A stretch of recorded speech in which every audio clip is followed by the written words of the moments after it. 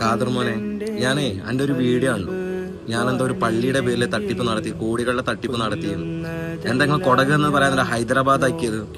എന്തുകൊണ്ടാണ് നിങ്ങൾ കൊടക് എന്ന് പറയാത്തത്? നിശാലിന് ആരുടെ പേരിലും തട്ടിപ്പ് നടത്തി കുടുംബം പോറ്റേണ്ട ആവശ്യമില്ല. നിശാല് നടത്തിയിട്ടുള്ളതെല്ലാം രേഖാമൂലമുള്ള എല്ലാ പിരിവുകളും. അത് എന്റെ അക്കൗണ്ടിലോട്ട് ഞാൻ ഒരു രൂപ പോലും ഞാൻ വാങ്ങിയിട്ടുമില്ല. കൊടകില് ഒരു RSSകാർക്ക് പൊളിച്ച പള്ളിക്ക് വേണ്ടിയിട്ട് അവര് തന്ന രേഖ മൂലം മാത്രമാണ് ഞാൻ എന്താക്കിയത്, ഒരു പിരിവ് നടത്തി കൊടുത്തത്. അത് ഒരു ദിവസം മാത്രമേ നടത്തിയിട്ടുള്ളൂ. ഒരേ ഒരു ദിവസം മാത്രമേ ഞാൻ ആ പിരിവ് നടത്തിയിട്ടുള്ളൂ. അപ്പോഴേക്കും അത് ഞാൻ സ്റ്റോപ്പ് ചെയ്ത് ആ ബാക്കി വന്ന എല്ലാ അമൗണ്ടും പള്ളിയുടെ അക്കൗണ്ടിലോട്ട് തന്നെ പോയിട്ടുണ്ട്. പിന്നെ ആ പള്ളിയുടെ സെക്രട്ടറി ഇട്ട ഒപ്പ് എല്ലാ പേപ്പറും ഞാൻ പലക്ക് മുകളിൽ കാണിച്ചത് കണ്ടോ. ഇനി രണ്ടാമത്തെ കാര്യം,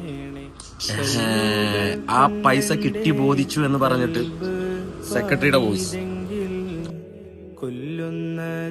ഹലോ, അസ്സലാമു അലൈക്കും. അതൊക്കെ നിങ്ങൾ അയച്ച പൈസ നമ്മളെ പള്ളിന്റെ അക്കൗണ്ടിലേക്ക് എത്തിയിട്ടുണ്ട്.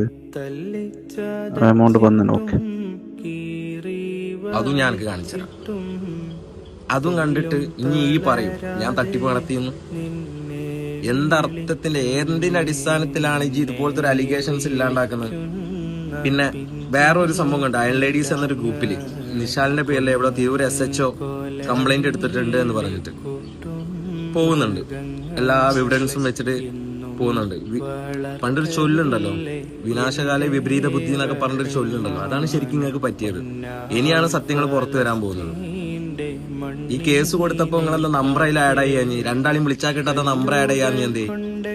ഇനി 27/10 അവർ പുതിയ റിപ്പോർട്ട് വെക്കുന്നത്. ആ പുതിയ റിപ്പോർട്ട്, കഴിഞ്ഞ പ്രാവശ്യത്തെ റിപ്പോർട്ട് എന്തായിരുന്നു അറിയോ? വിളിച്ചിട്ട് കിട്ടിയിട്ടില്ല, രണ്ടുപേരെയും വിളിച്ചിട്ട് കിട്ടിയിട്ടില്ല എന്നാണ് റിപ്പോർട്ട്. എന്താല്ലേ, ഒരു രേഖ ഉണ്ടാക്കാൻ മാത്രം കംപ്ലൈന്റ് കൊടുത്തപ്പോ പിന്നെ അതിനെപ്പറ്റി ഫോളോ അപ്പ് ചെയ്യാത്തത് എന്തായിരുന്നു? പക്ഷെ ഞാൻ അതിനെപ്പറ്റി ഫോളോ അപ്പ് ചെയ്യുന്നുണ്ട്.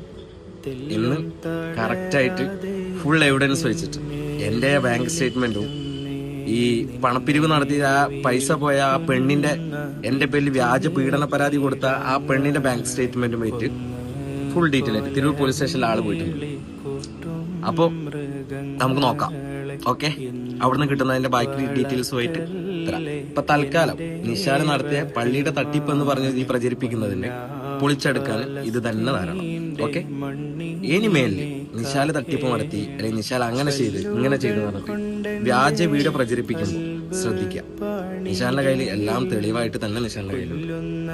Okay, Tata, bye bye.